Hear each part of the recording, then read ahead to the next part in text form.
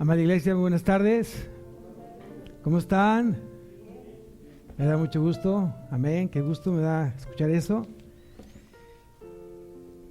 Es un privilegio el poderle servir al Señor en este día. Estamos en la mañana compartiendo la palabra y de verdad que es un anhelo, un amor, ya es una necesidad de servir a Dios. Amén. Algo que pues lo he dicho ya en varias ocasiones. Tristemente no me gusta ver a la oveja así, porque no veo sus ojos, no veo su sonrisa, y muchas veces hace falta ver esa sonrisa de la oveja. Pero bueno, vamos a disfrutar, vamos a gozarnos, porque hoy es día de fiesta. Hoy estamos ya en unos minutos para empezar a escuchar la palabra de Dios. Vamos a preparar nuestro corazón, vamos a preparar tu mente, y que Dios haga su perfecta voluntad en la vida de ustedes. Amén. Vamos a cerrar nuestros ojos. Señor, te damos gracias por tu amor. Pedimos, Señor, que tu Espíritu Santo sea el que dirige, el que hable a través de mi corazón y mi boca, Señor. Que sea tu palabra, la sana doctrina, que se hable, Señor, en este lugar, y que tus ovejas estén receptivas a escuchar esas semillas, Señor, y que aprendamos a ser buena tierra. Te damos gracias por tu amor, gracias por tu misericordia. Tú comenzaste la buena obra en nosotros y la estás perfeccionando día a día, Señor. Gracias por tu amor, gracias por tu poder, gracias por tu fuerza que tú me das día con día para mantener firme, corriendo la carrera de la fe. Bendice esta tarde, derrama de tu gloria. Te lo pedimos en nombre de Jesús. Amén, amén. Vamos a tomar asiento.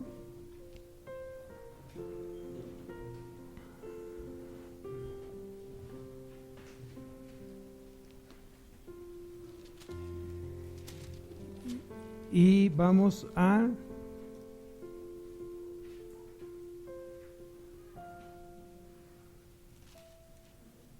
estamos viendo el nuevo nacimiento, segunda parte del nuevo nacimiento, y como título de esta segunda parte es nuestra condición de pecador. Nuestra condición de pecador.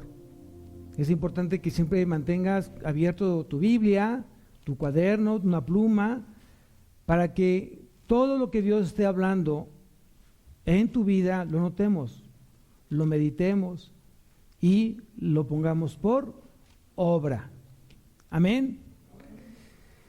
Para poder entender el nuevo nacimiento, necesitamos forzosamente entender de dónde nos sacó Dios. ¿De dónde me sacó Dios?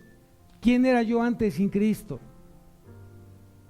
Y esa parte tenemos que entenderlo para que entonces podamos vivir una vida de agradecimiento continuo por la obra perfecta, la obra secreta de la regeneración en mi vida. En el momento que Dios me llama, Cristo redime mi vida y el Espíritu Santo regenera totalmente mi vida. Soy otro hombre.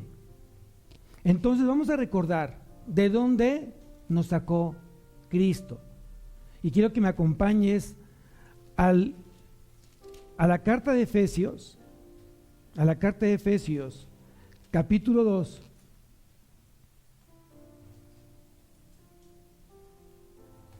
Versículo del 1 al 3.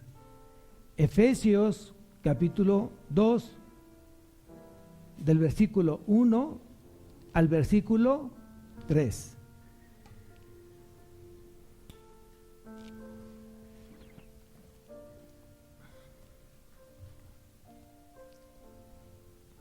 Dice: y Él os dio vida a vosotros cuando estabais muertos en vuestros delitos y pecados, en los cuales anduvisteis en otro tiempo, siguiendo la corriente de este mundo, conforme al príncipe de la potestad del aire, el espíritu que ahora opera en los hijos de desobediencia, entre los cuales también todos nosotros vivimos en otro tiempo en los deseos de nuestra carne, haciendo la voluntad de la carne y de los pensamientos, y éramos por naturaleza hijos de ira, lo mismo que los demás. ¿Quiénes éramos sin Cristo? Muertos vivientes, muertos vivientes. Porque yo nací respirando físicamente vivo, pero espiritualmente muerto. Obviamente, cuando uno nace no tiene la conciencia del pecado. Por ello, cuando Dios dispuso en su palabra que los niños que aún no tienen conciencia de pecado, si ellos murieran, en ese momento van a morar al reino de los cielos, porque tales es el reino de los cielos, es lo que dice Jesús. Pero cuando ya el niño comienza a tener conciencia de pecado, ya cuando el niño comienza a saber qué es bueno y qué es malo, entonces aquí es que debemos entonces llevarlo a un nuevo nacimiento, a la regeneración de su vida. Y es muy importante que tú como papá, como mamá, en casa, de vez en cuando acostumbres a llevar a tu hijo a los pies de Cristo. Acostumbres a llevar a tu hija a los pies de Cristo. ¿Hasta cuándo, pastor? Hasta que tú comiences a ver que ya comienzan a tener una clara inclinación por Cristo. Cuando ya ellos comienzan entonces realmente a dirigir su vida vinculada completamente a Cristo, entonces ya das por hecho que ellos ya tomaron una plena decisión en sus vidas. Y aquí nos dice el apóstol Pablo que éramos en otro tiempo hijos de desobediencia, hijos de ira. Entonces, ¿qué sucedió? Pues a Dios le plació salvarnos. A Dios le plació reconciliarnos. ¿Qué hizo? Mandó a su Hijo Jesucristo para que muriera en la cruz, y a través de ese sacrificio en la cruz vino a perdonarnos de todo pecado y a darnos vida, y esa vida se entiende como una vida espiritual. Cuando tú veas la palabra muerte que produce el pecado, no es una muerte en un sentido figurado, sino realmente espiritualmente estamos muertos. Y la palabra muerte significa separado. Te encuentras nos encontrábamos separados de Dios por nuestros delitos y pecados. La palabra delitos significa desviaciones de la senda recta. Anótalo, porque es muy importante, te va a servir para que tú puedas evangelizar, para que tú puedas llevar a alguien a Cristo, y tiene que entender a qué se refiere con los delitos y pecados. La palabra pecados aquí en este versículo son palabras, pensamientos, acciones, obras que no dan al blanco.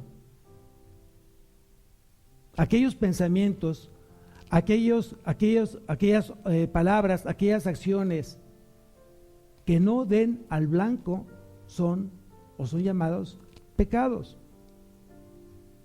¿Qué quiere decir? Que son contrarios a la voluntad de Dios. ¿Te acuerdas lo que sucedió en el huerto del Edén?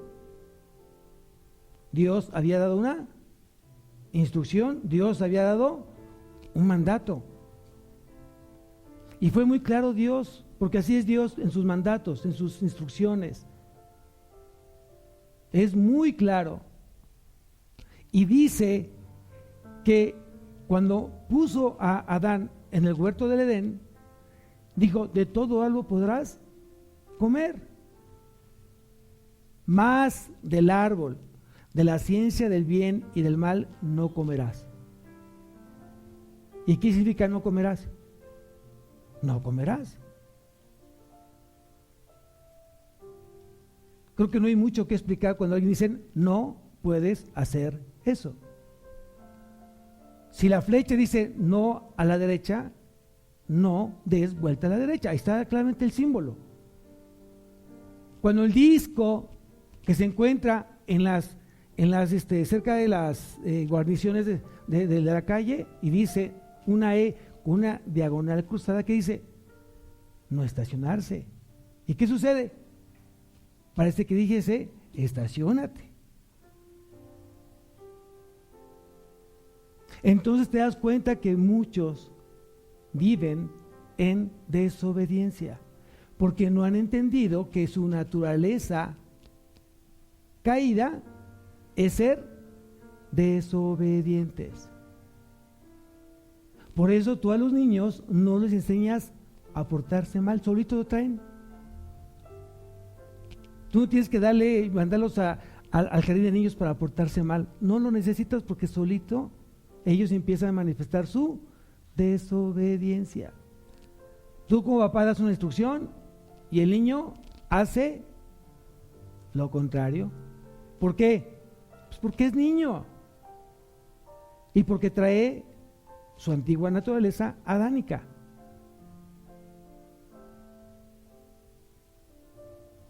Porque es muy fácil desobedecer y porque es muy difícil obedecer.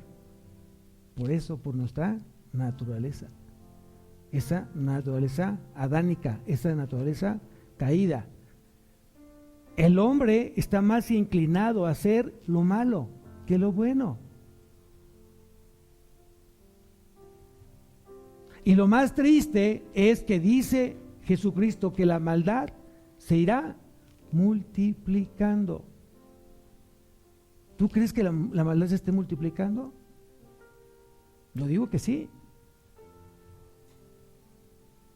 Tal vez hoy aquí, yo no lo logro ver, pero hay muchos, tal vez algunos contemporáneos, ¿no? Sé que hay muchos jóvenes, pero hay unos contemporáneos donde yo no veía lo que hoy veo en las noticias. Y hoy es muy terrible ver una rebeldía en contra de la autoridad.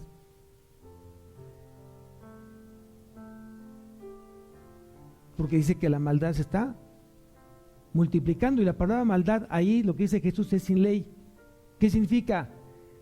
Que la gente tiende a no obedecer a sus autoridades. Pero eso es por la naturaleza caída. Por eso es muy importante que tú que hoy estás aquí en esta tarde siempre recuerdes de dónde te sacó Dios, de qué lugar te sacó Dios. Y dice que Él me dio vida cuando nos encontrábamos muertos en nuestros delitos y pecados. El hombre por sí solo no se puede salvar. El hombre no se puede autosalvar. Necesitamos ese poder que viene de parte de Dios para que Dios regenere. ¿Qué significa regenerar? Hacer nuevo mi corazón. Porque de ahí vienen los malos pensamientos, las malas acciones, los adulterios, las fornicaciones, los homicidios, las mentiras, vienen del corazón. Y cuando Dios te regenera, cambia completamente ese corazón sucio, corrompido por un corazón completamente nuevo. ¿Quién dice amén por eso? Entonces, ¿quiénes éramos antes sin Cristo? Ok, deja una señal ahí en Efesios, acompáñame a Tito. Está después de Timoteo, Tito capítulo 3, versículo 3.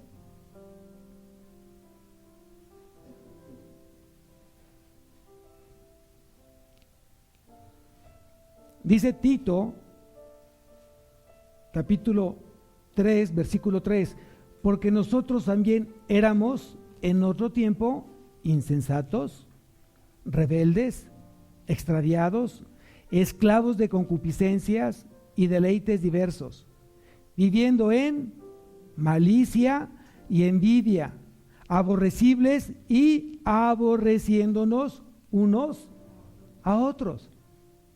¿Les suena algo? Pero aquí lo que me gusta mucho, cómo lo dice Pablo a Tito. Éramos. Aquí hay puros ex. Aquí hay puros ex mentirosos, ex engañadores, ex asesinos, ex maldicientes. Amén. Éramos. Y ya veo los pensamientos algunos. Ajá, si supiera el pastor. Bueno, lo sabe Dios. Pero sabemos que estamos en un proceso. Estamos en un proceso. Si bien es cierto, Dios tiene el poder de cambiar una cosa así, hacerla así. Dios tiene el poder de hacerte una persona mala, hacerte una persona buena.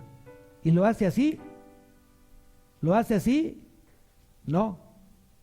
No. En algunas cosas sí somos radicales, pero es parte de nuestra regeneración. Pero hay otras en las que estamos aún todavía luchando. Estamos en un proceso de santificación. ¿Qué significa eso, pastor? Significa que a través de haber sido regenerados, ya fuimos entonces justificados. Lo vamos a ver después con más calma en la siguiente predicación. Pero ya fuimos justificados, ya como lo ve Dios, justos. Ya nos llama hijos. Y después de haber sido justificados, hoy estamos siendo santificados, que es la segunda etapa de la salvación. Primero fuimos justificados, ahora somos santificados. ¿Y cómo nos santifica Dios? A través del Hijo, de la segunda persona de la Trinidad, y a través de el Espíritu Santo, tercera persona de la Trinidad, por medio de la palabra. ¿Quién quiere ser limpio? ¿No? ¿Quién quiere dejar realmente esa naturaleza caída? ¿Quién quiere? Entonces necesitamos trabajar.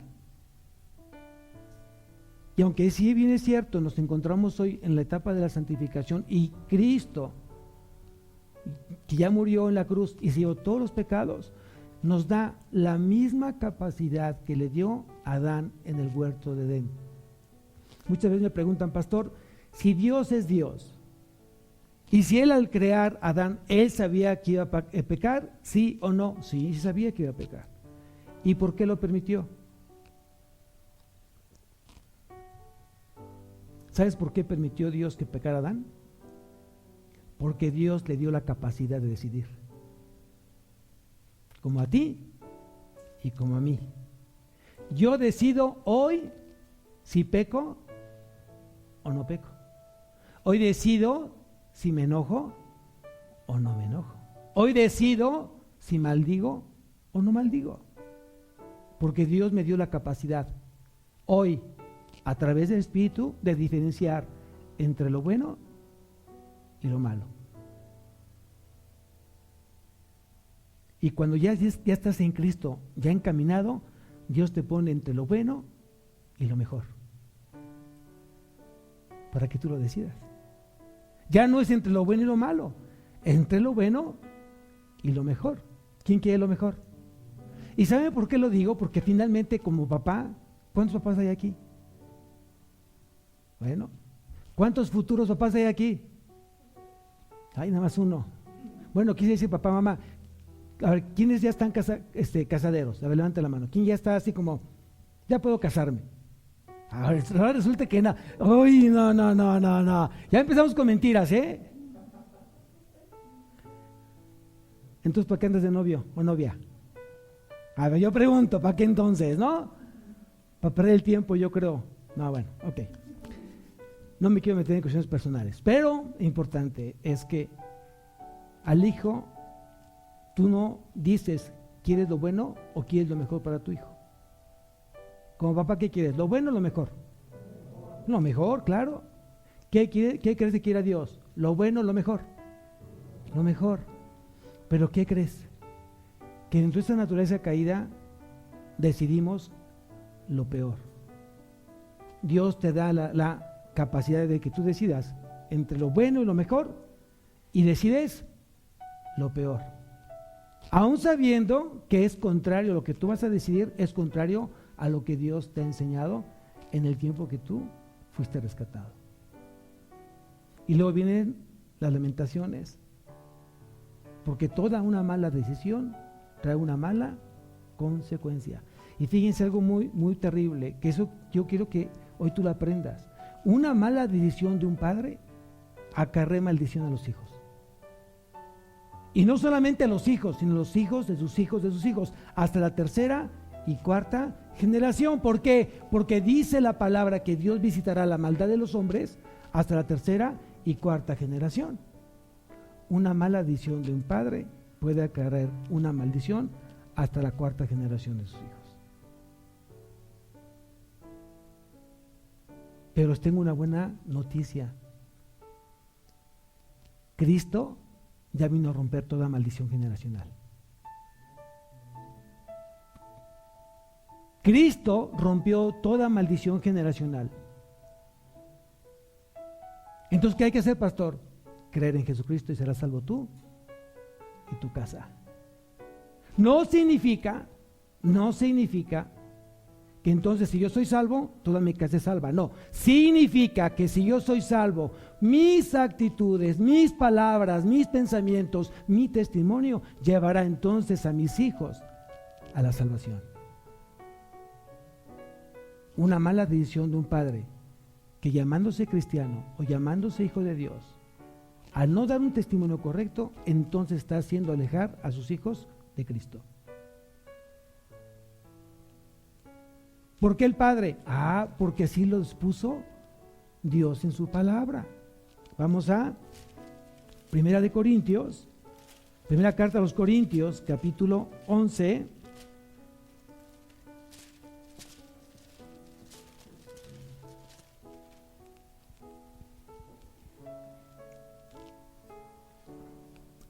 Versículo 3.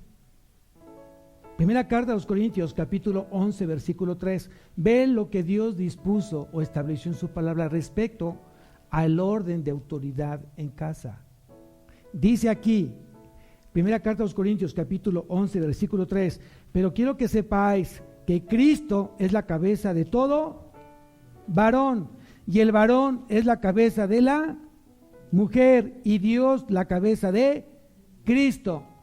¿De dónde vino la instrucción a Cristo? Del Padre.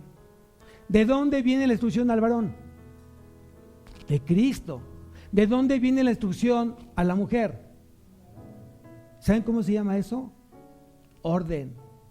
Por favor, quiten la parte es que es machismo. Ese es que Dios es machista. No, estamos entendiendo mal. Para empezar es Dios. Y tienes que entender en esa cabecita que Dios te dio, que uno de los atributos que tiene Dios es un Dios soberano. Es un Dios soberano. Él decide. Arriba de Dios no hay nadie.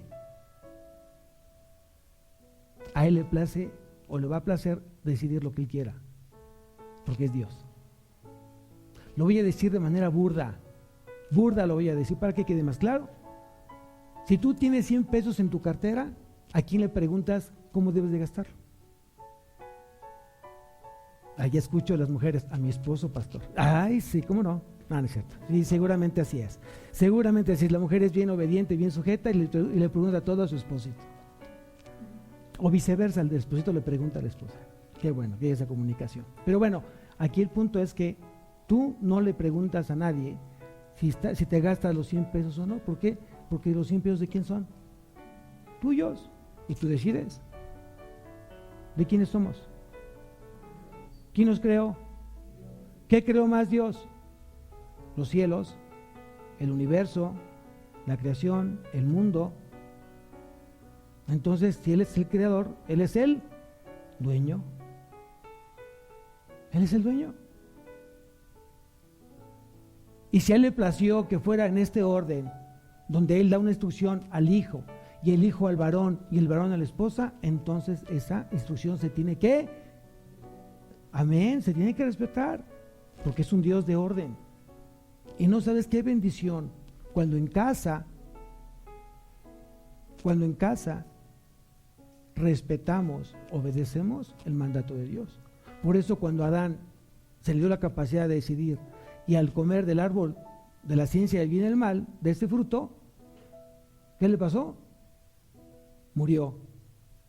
En ese momento murió, y no se habla de una muerte física, de una muerte espiritual que entonces heredó ¿a quiénes? A toda la humanidad, porque Adán es la fuente de vida. Adán y Eva son la fuente de vida, son los representantes de la vida humana en la tierra, porque así le plació a Dios.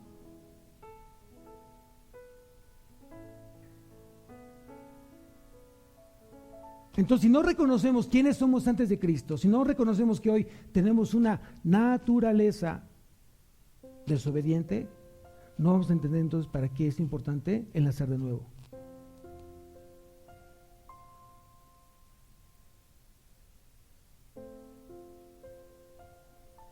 Cuando yo llego a los pies de Cristo, es porque he sido justificado y hoy soy siendo santificado. Pero yo pregunto, ¿habrá alguien que no peque?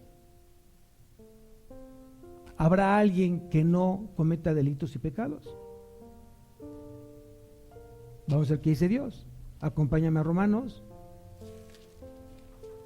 capítulo 3.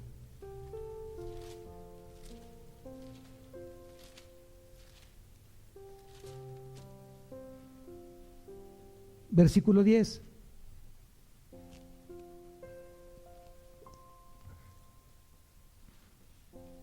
Romanos capítulo 3, versículo 10.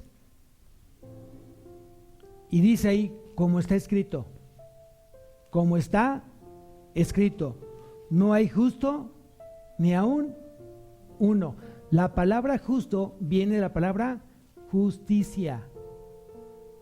Y de la palabra justicia se desprende la palabra justificación. Anótalo para que lo entiendas. ¿Quién de aquí ha sido justificado? ¿Cómo yo llego a ser justificado? ¿Cómo alguien puede llegar a ser justificado? Ok, vamos a ver qué dice la Biblia. Ya vimos que dice Dios que no hay ni siquiera un solo justo. Todos somos ¿qué? Pecadores. ¿Delante de quién? De los ojos de Dios. Pero aquí dice, aquí mismo en este libro, en la hoja siguiente, en Romanos capítulo 5, versículo 1, aquí nos vamos a encontrar con una palabra que dice en el versículo 1, justificados pues por la fe, tenemos paz para con Dios por medio de nuestro Señor Jesucristo.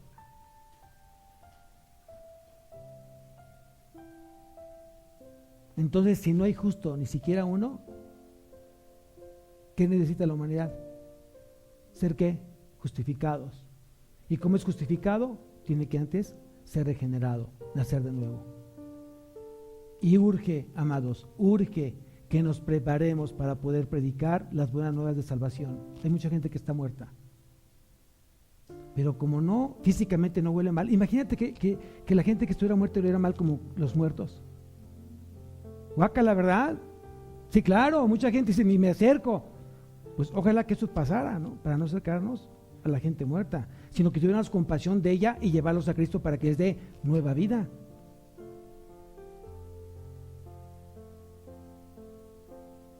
Pero mucha gente no lo entiende. Mucha gente vive aún en el engaño de Satanás. ¿Cómo?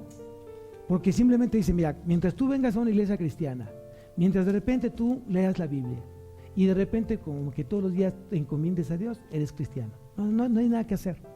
Y mucha gente se lo cree. Y el diablo está, ahí lo tengo, viviendo en un pleno engaño. Biblia en mano, va de vez en cuando a la iglesia, de repente como que ora y ya él se siente cristiano. No hay nada que hacer más que hacerlo creer en su propia mentira. ¿Sabes que eso hay muchos que así son en las iglesias? Que viven totalmente en ese engaño, que porque viene a una iglesia cristiana o una iglesia evangélica, porque yo leo la Biblia y de repente oro, ya entonces soy cristiano. ¿Es cierto? ¿Es cierto eso? No. A mí hoy alguien que tenga una Biblia en la mano no me dice que es cristiano. Un testigo de Jehová trae Biblia también. Un mormón también trae Biblia y no es cristiano. Un adventista trae Biblia y no es cristiano.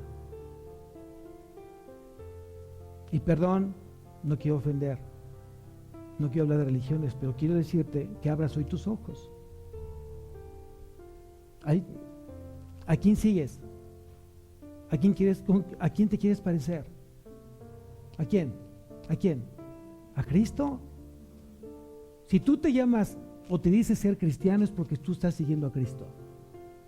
Porque quieres ser como Cristo. ¿Quieres hablar como? ¿Quieres actuar como? Como dos nada más. Los demás. Ese es un cristiano.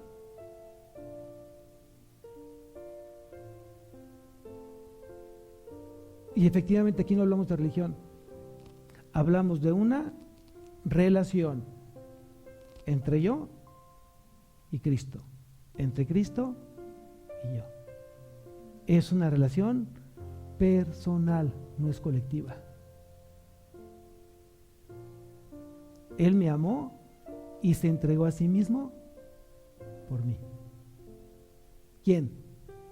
Cristo. Cristo. ¿Quién fue Cristo? Un hombre. Cristo fue un hombre, ¿cierto o falso? Ahí están los evangelios. Él nació de una mujer, María. Fue concebido por el Espíritu Santo. Fue entonces un acto divino.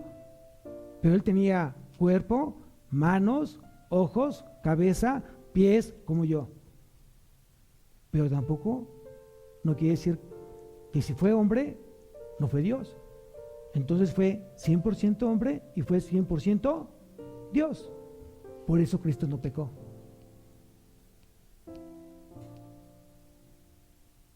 ¿Y por qué no pecó Cristo? Es que se aguantó mucho. Es que Cristo, estuvo luchando por no pecar. ¿Sí?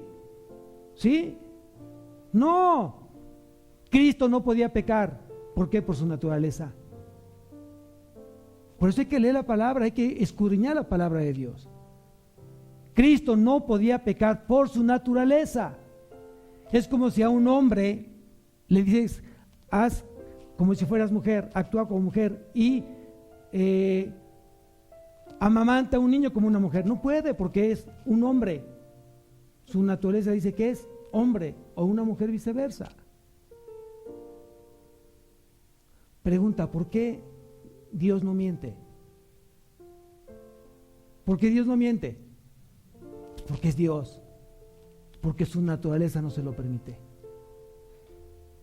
Él es verdad. Él es verdad. Entonces yo pregunto, ¿un cristiano por qué no miente? Porque es hijo de Dios. Y los hijos de Dios no mienten. Entre otras cosas. ¿Estamos entendiendo, iglesia? Amado oyente. Es importante que para que tú puedas entender la regeneración, tienes que saber qué es lo que tú eras antes. Y muchos de aquí hemos sido justificados. Y hoy estamos siendo santificados. ¿Qué le pasa al no justo? ¿Qué le pasa al no justificado? ¿Qué le pasa? ¿Qué le sucede? Vamos a la primera carta a los Corintios. Siguiente libro. Primera carta a los Corintios. Capítulo 6. Versículo 9 y 10.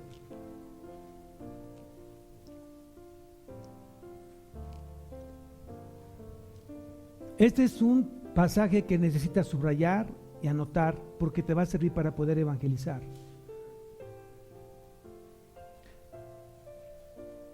Te voy a dar algo para que anotes. A la persona perdida, a la gente pecadora, se le evangeliza. A la persona que ya es regenerada, que ya aceptó a Cristo, se le discipula. Anótalo, por favor. No puedes evangelizar, no puedes discipular a alguien que no ha nacido de nuevo, a él lo tienes que evangelizar, llevarlo a Cristo, darle las buenas nuevas del mensaje del evangelio, que es el plan de salvación.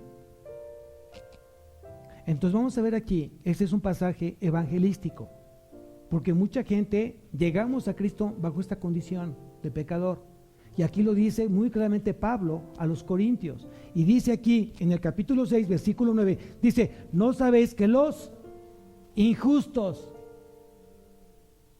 ¿Ya viste la palabra injustos? ¿Qué significa entonces? Los no perdonados, los no salvados, los que aún siguen viviendo en sus delitos y pecados y que están espiritualmente muertos. Y dice aquí, ¿no sabéis que los injustos no heredarán el reino de Dios? ¿Qué le pasa a un injusto? No puede heredar el reino de Dios. Cosa contraria de los justos. Cuando Cristo estuvo hablando con ¿quién? Con Nicodemo, dice, para que puedas entrar al reino de Dios, tienes que nacer de agua y del Espíritu. ¿Quién de aquí vive en el reino de Dios? ¿Quién ya nació de nuevo? ¿Quién nació por agua y por el Espíritu? Muchas veces ahí también es una mala interpretación del pasaje de Juan capítulo 3 versículo 5. Anótalo nada más, luego lo buscas en casa en la noche. Dice Jesús, el que no nace del agua y del Espíritu no puede entrar al reino de los cielos o al reino de Dios. La palabra agua, ahí específicamente en ese pasaje, no es el bautismo en agua. Mucha gente piensa que es el bautismo en agua.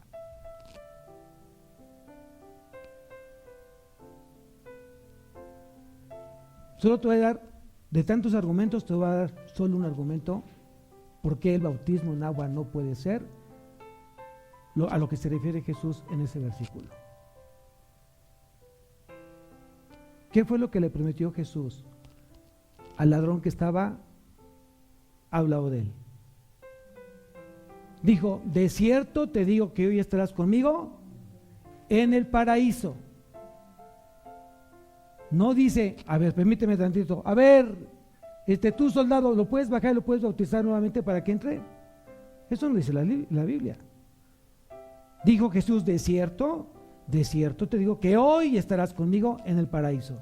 Entonces, si hubiera sido que el bautismo en agua era un condicionante para ir al reino, para entrar al reino de los cielos, al reino de Dios, entonces todos tenían que ser así. Entonces, ¿a qué se refiere ese pasaje de Juan 3:5? Se refiere a la palabra de Dios. Agua significa la palabra de Dios. Lo vamos a ver más adelante.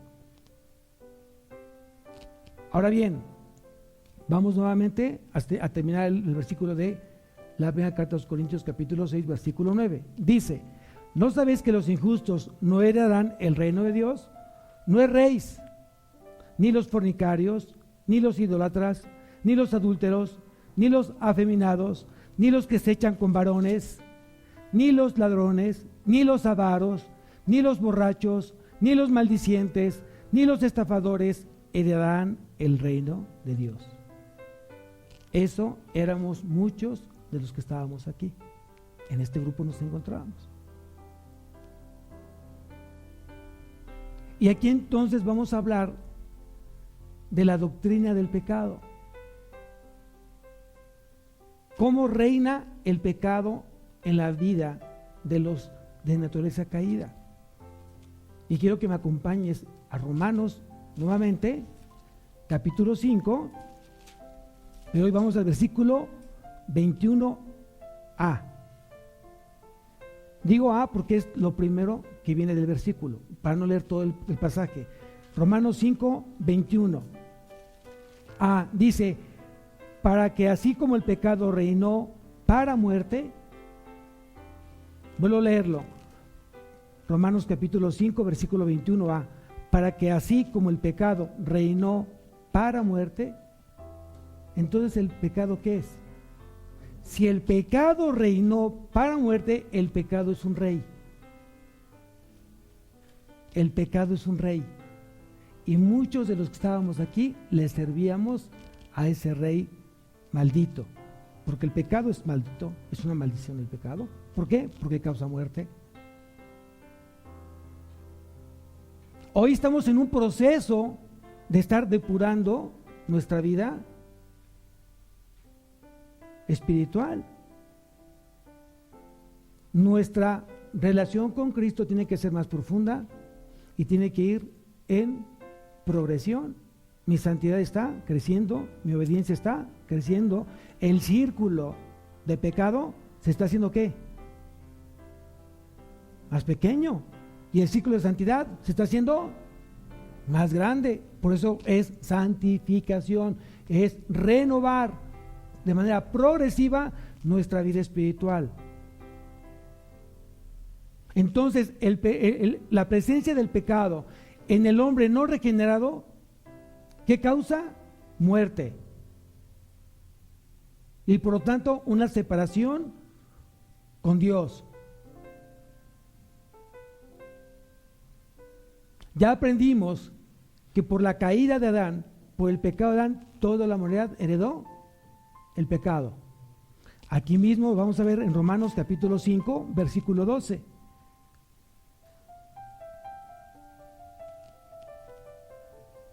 Dice, por tanto, como el pecado entró en el mundo por un hombre, y por el pecado la muerte, así la muerte pasó a todos los hombres, por cuanto todos pecaron.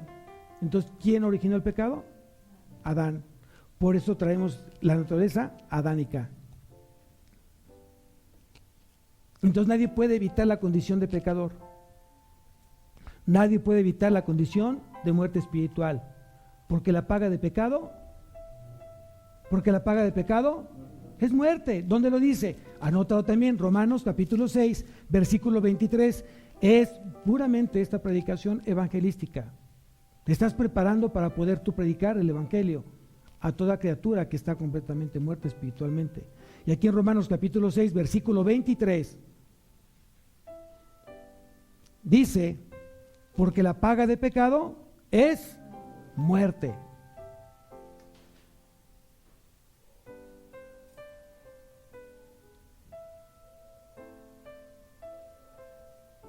Entonces, una persona no regenerada, un hombre no regenerado, hombre, me refiero a humanidad, tanto hombres como mujeres, no regenerado, está en una práctica continua de desobediencia y se encuentra a merced de la muerte. Anótalo, es importante eso.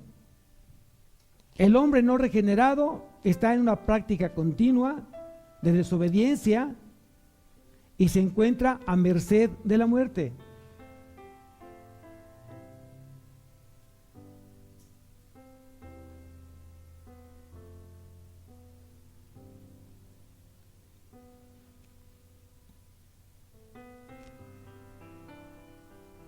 Ahora bien, vamos a ver aquí mismo en Romanos.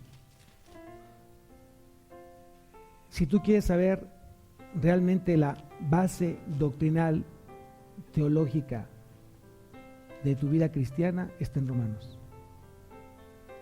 Un cristiano que tenga más de un año y no ha leído Romanos, entonces hoy le pido que lo haga. Es un libro que tienes que meditar, leer todo el tiempo de tu vida. En algún momento, creo que fue el primer año de la iglesia, dimos el libro de Romanos. Vamos a retomar nuevamente el libro de Romanos. Y aquí, fíjense lo que dice en Romanos capítulo 1, versículo 32, respecto a la práctica del pecado. Dice, en el versículo 32 del capítulo 1, dice, quienes habiendo entendido el juicio de Dios, que los que practican tales cosas, las tales cosas están en el versículo del 28 al 31, y tú lo puedes leer con calma en tu casa. Dice, quienes habiendo entendido el juicio de Dios, que los que practican tales cosas son dignos de muerte, no solo las hacen, sino que también se complacen con los que las practican. Anótate ahí, la palabra practicar viene del griego prazo, con doble S, prazo. y significa desempeñar repetidamente o habitualmente acciones continuas, una y otra vez. Eso significa practicando o practicar, desempeñar repetidamente o habitualmente acciones continuas, practicando una y otra vez.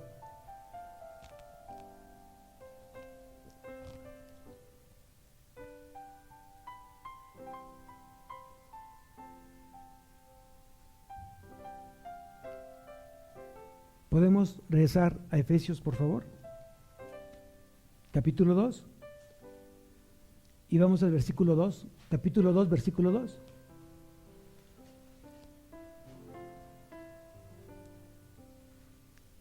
Yo preguntaría, ¿el cristiano practica el pecado? No. El cristiano no practica el pecado. Porque Cristo vino a romper la cadena de pecado. ¿A quién venció Cristo en la cruz? Al pecado. ¿Qué más venció Cristo en la cruz? A Satanás. ¿A quién más venció Cristo en la cruz? A la muerte. Yo pregunto, ¿el cristiano practica el pecado? No. Estamos en un proceso de santificación. ¿Cuál sería? Bueno, la pregunta sería, ¿cuál es la voluntad de Dios? ¿Qué le dijo Jesús a la adúltera? Vete y no peques más. Esa es la voluntad de Dios. Si Dios nos sacó de los delitos y pecados, es para que dejemos de practicar el pecado. Sí es cierto que mucha gente es que estamos combinando, estamos viendo ambas naturalezas, la divina y la antigua naturaleza. Pero la pregunta, ¿quién tiene que predominar? Y lo dice claramente también Pablo en Gálatas, ahorita lo vamos a ver. Andad en el Espíritu y no satisfagáis los deseos. Ese es un mandato, amados. Y el mandato se hizo para obedecer. Tú y yo no tenemos el poder ni la fuerza de cambiar nuestra vida. Pero Dios nos da de su naturaleza poderosa a través del Espíritu Santo. Lo que tú no puedes hacer, lo hace Dios. Pero lo que tú puedes hacer, Dios no lo va a hacer. Dios te da la capacidad de decisión. No se te olvide. Yo decido si me enojo, yo decido si fumo, yo decido si tomo, yo decido si adultero o fornico o lo que sea. Yo decido. ¿Que va a haber una lucha dentro de mí? Claro que va a haber una lucha de mí, pero ¿quién va a ganar? El Espíritu Santo. ¿Y dónde está el Espíritu Santo? Está en mí. Entonces no estoy solo, estoy con Dios. Y todo lo puedo en Cristo que me fortalece. ¿Quién dice amén? ¿Por qué están tan serios entonces? Pónganse contentos y felices. Entonces aquí dice, en el versículo 2 del capítulo 2 de la carta de Efesios, dice, en los cuales anduvisteis en otro tiempo, siguiendo las corrientes de este mundo, conforme al príncipe de la potestad del aire, el espíritu que ahora opera en los hijos de desobediencia. Bueno, aquí vamos a la palabra anduvisteis. Y la palabra andar significa estilo de vida. La palabra andar significa estilo de vida. ¿Cuál es tu estilo de vida? Muchas veces yo he escuchado que el cristianismo es un estilo de vida. Y yo estoy de acuerdo con eso. ¿Por qué? Porque yo antes escuchaba cierto tipo de canciones. Hoy escucho alabanzas. Antes escuchaba ciertas cosas que no edificaban mi vida. Hoy escucho cosas que edifican mi vida. Antes yo veía cosas que lastimaban mi vida. Hoy veo otras cosas que edifican mi vida. Antes tenía yo cuates, porque no eran amigos, eran cuates que no edificaban mi vida. Y Dios se encargó de quitarlos. Y hoy me puso una familia de Él, una familia de la fe. Si yo necesito contarle a alguien alguna situación personal, yo busco a mi hermano. Porque sé que Dios lo va a usar para que venga un consejo de lo alto. Porque Él ama a quien yo amo y Él cree a quien yo creo, que es nuestro Señor Jesucristo. Entonces por eso creo que el cristianismo es un estilo de vida. Y aquí entonces dice Pablo, en los cuales anduviste en otro tiempo, siguiendo la corriente de este mundo, significa entonces que nuestro estilo de vida era parecido ¿a quién? Al mundo. Hoy, ¿cómo está el mundo? Perdido. El mundo está perdido. Entonces, hoy el estilo de vida de los perdidos es el mismo estilo que lleva el mundo. Y eso te convierte o se convierte una persona que vive en el mundo, haciendo las cosas del mundo, son las personas naturales. Primera carta a los Corintios, capítulo 2, versículo 14.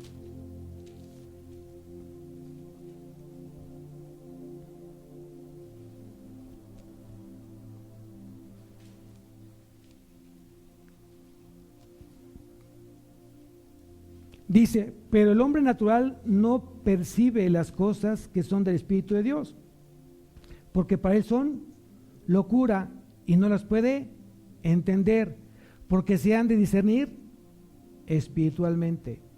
¿Tú conoces a personas naturales? Yo sí. Y mucha gente tiene trabajando a personas naturales en su negocio. Mucha gente convive en su empresa con muchas gentes naturales. Y es normal. Es normal. Porque vivimos en el mundo, pero no soy del mundo. Son cosas completamente diferentes. ¿Puedo convivir con un hombre natural? Sí, sin dejar de ser luz. Sin dejar de ser luz. Entonces yo te doy un consejo. Si tú quieres aconsejar bíblicamente a un hombre natural, dice aquí la palabra, que es locura, que no puede entenderte porque tiene que discernir lo que tú le estás diciendo de manera espiritual. Y si tú supieras cuánto tiempo te desgastas en hablándole a una persona natural para convencerlo de que entienda que lo que está haciendo está mal, ¿sabes qué te va a decir? Estás loco. ¿De cuál fumaste? Y la gente se desgasta estar compartiéndole a alguien como si fuera una persona regenerada, nueva criatura. Y no. Primero lleva a la gente a los pies de Cristo, que tenga un nuevo nacimiento, y entonces puedes decirle, exhortarlo, platicar, aconsejarlo, alentarlo espiritualmente. No te desgastes. ¿Es malo contratar a gente, si tienes empresa, contratar a gente incrédula en tu negocio? No, es una gran ventaja y oportunidad para tú llevarlos a Cristo. ¿Sabías eso? ¿Es malo, pastor, tener clientes inconversos? No, es una gran oportunidad para llevarlos a Cristo. Dios te está llevando a esa gente o la está llevando contigo porque tú eres luz.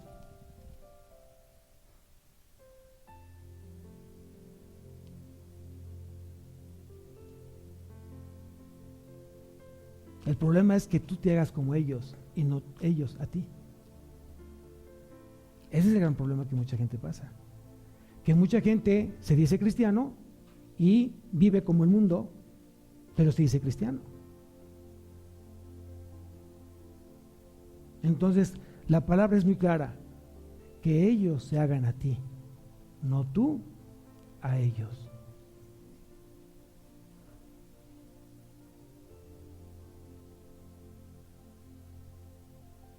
Tenemos que aprender eso, amados, porque al final el mundo está bajo el maligno.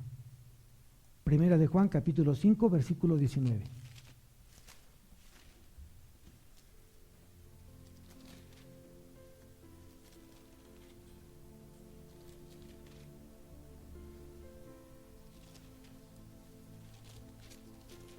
Primera de Juan,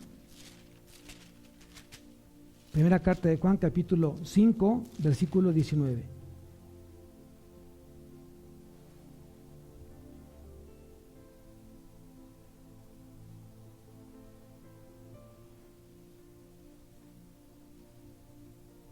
Dice aquí, sabemos que somos de Dios. Amén. Sabemos que somos de Dios. Amén. Y el mundo entero está bajo el maligno. Todos los que tienen eminencia, un puesto importante en el mundo, llámese presidente de la República, presidente de la ONU o director todos están bajo el maligno. No hay ninguna parte en el mundo que el diablo no tenga poder en él. Dios vive y Dios se le ama y Dios se le obedece en el corazón de un cristiano.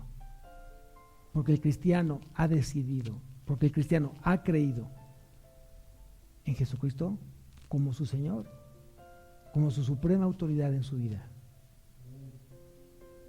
Y todos los demás viven bajo el poder del demonio, bajo el poder del maligno. ¿Quieres saber algunas características de la gente que está perdida? Te voy a dar algunas para que las anotes y los puedas tú detectar para que tú los puedas compartir. Primera característica de una persona incrédula o perdida: tiene el entendimiento entenebrecido. Efesios capítulo 4 versículo 18. Vámonos rápido porque ya se me fue el tiempo.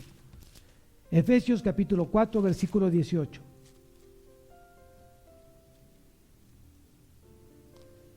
Dice, teniendo el entendimiento entenebrecido, ajenos de la vida de Dios, por la ignorancia que en ellos hay. Teniendo el entendimiento entenebrecido, ajenos de la vida de Dios, por la ignorancia que en ellos hay. Entonces, además de tener una mente entenebrecida, tienen ellos ignorancia, no conocen las Escrituras, no conocen la palabra de Dios.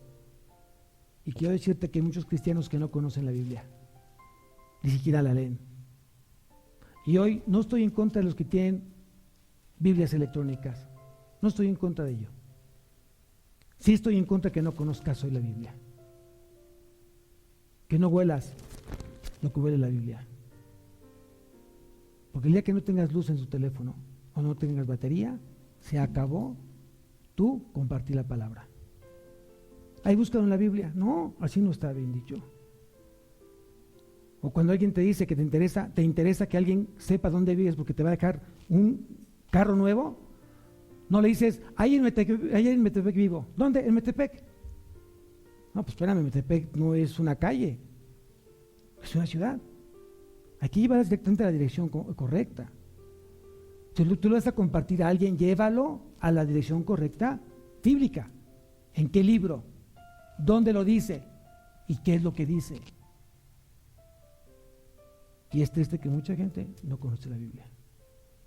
Sabe que existe la Biblia, pero no la lee, ni la medita, y muchas veces ni siquiera la obedece. Segunda característica: tiene un corazón endurecido por el pecado. Tiene un corazón endurecido por el pecado. Ahí mismo en ese versículo, dice en el versículo 18 de Efesios 4, dice, por la ignorancia que en ellos hay, por la dureza de su corazón. ¿Cómo te das cuenta cuando alguien tiene un corazón duro? Por la manera que está viviendo. Peor aún cuando ya conoce la palabra y tiene un corazón endurecido por su pecado, porque no ha confesado sus pecados. Y dice que el que confiesa sus pecados, dice que Jesús es fiel y justo para perdonar y limpiarnos de toda maldad. Pero también dice la Escritura que el que oculta sus pecados no prosperará. mas si los confiesa, alcanzará misericordia. Y la palabra confesar significa estar de acuerdo con Dios. Eso significa confesar. Que lo que Dios le llama pecado, para ti es pecado. Eso significa confesar. Tercera característica: envanecidos en sus razonamientos. Son sabios en su propia opinión. No hay forma de que tú les puedas decir otra cosa. Ellos se desean y no quieren dar su brazo a torcer. Romanos capítulo 1, versículo 21.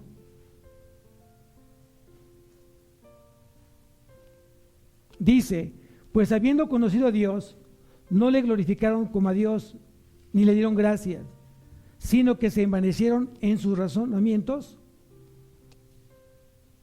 y su corazón fue entenebrecido. Una persona que actúa envanecidos en sus propios razonamientos y en su necio corazón, una persona necia, es una persona que está perdida, está en pecado y necesita llevarse a Cristo, orar por esa persona. Siguiente característica: tienen la conciencia cauterizada. Tienen la conciencia cauterizada. 1 Timoteo capítulo 4, versículo 2.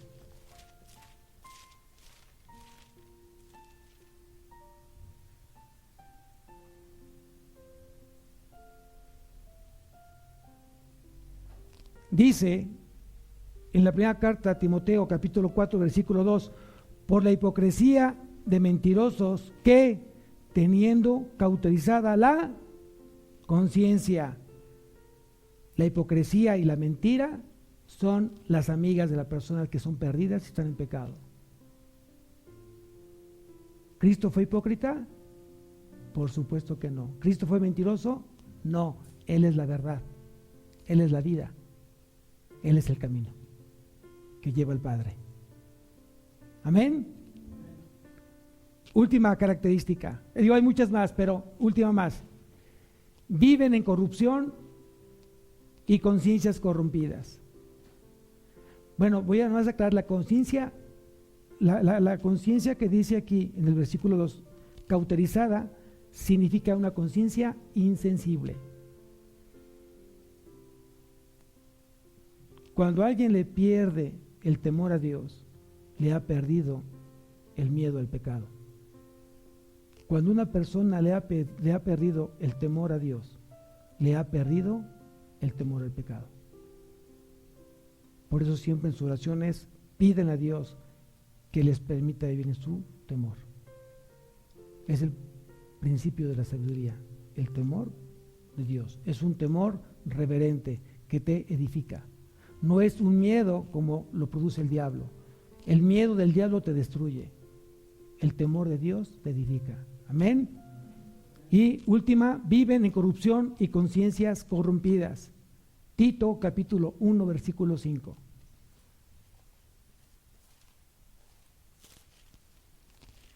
Está adelantito de Timoteo, Tito, adelantito de Timoteo está Tito, capítulo 1, versículo 15.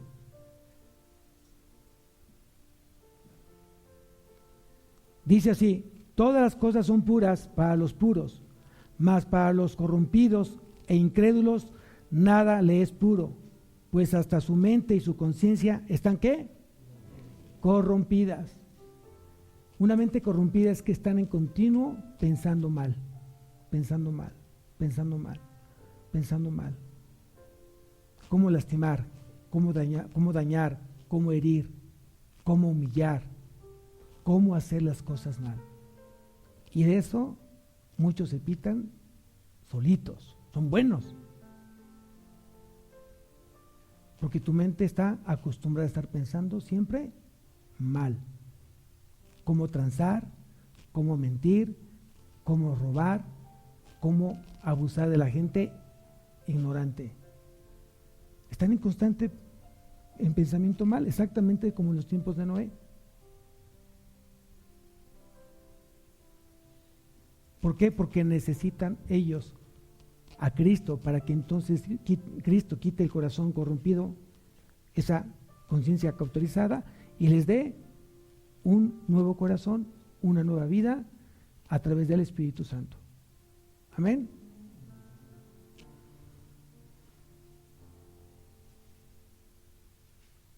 El pecado tenía poder y Cristo rompió con ese poder. Antes estábamos muertos en nuestros delitos y pecados y Cristo nos dio vida, y vida en abundancia.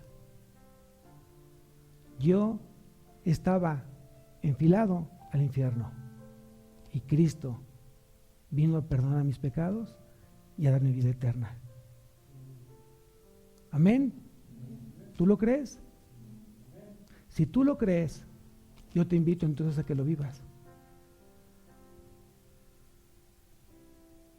No solamente prediques a Cristo, hoy te pido que lo vivas, porque con Cristo estamos juntamente crucificados y ya no vivo yo, mas Cristo vive en mí, y lo que vivo ahora en la carne, lo vivo en la fe, lo vivo en la fe del Hijo de Dios, el cual me amó y se entregó a sí mismo por mí.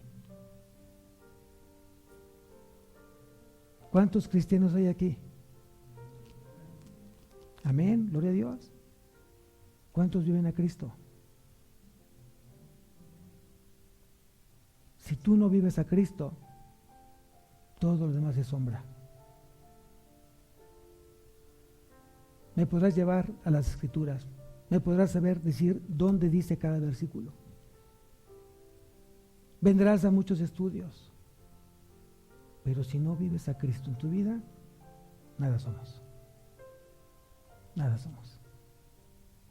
Simplemente somos lo que dice aquí en Tito, ¿no? Muertos, con una mente completamente corrompida, una conciencia corrompida. Y me llama mucho la atención lo que dice el siguiente versículo. Profesan conocer a Dios, pero con los hechos lo niegan, siendo abominables y rebeldes, reprobados en cuanto a toda buena obra.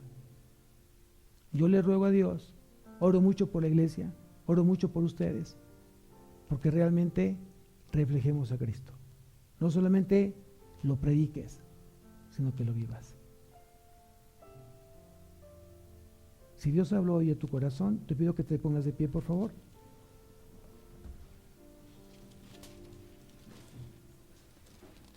Cierra tus ojos.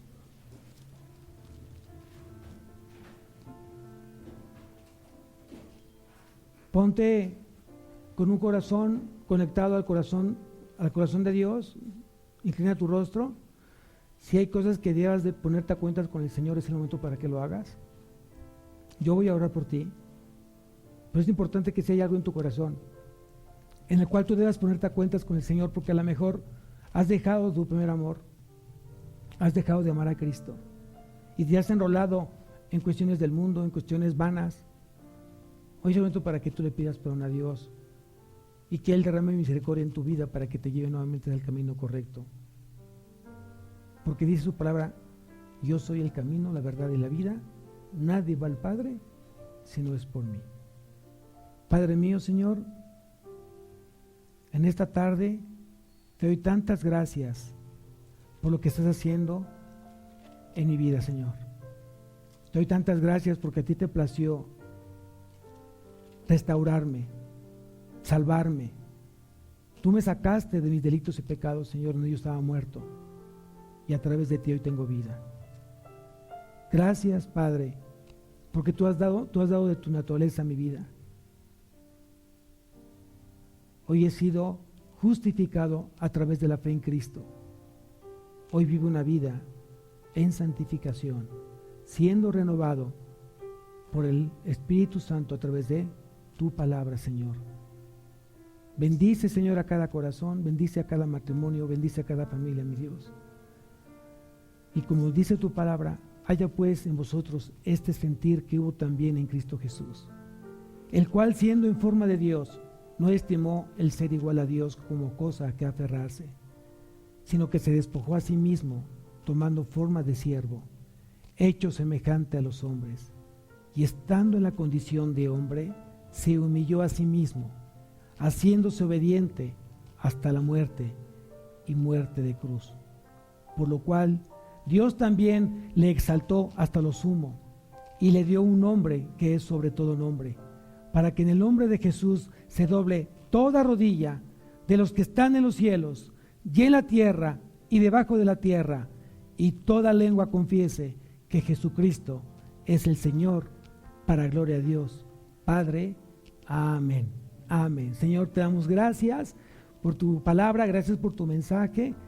Bendice, Señor, a tus ovejas esta semana. Hoy comienza el primer día de la semana.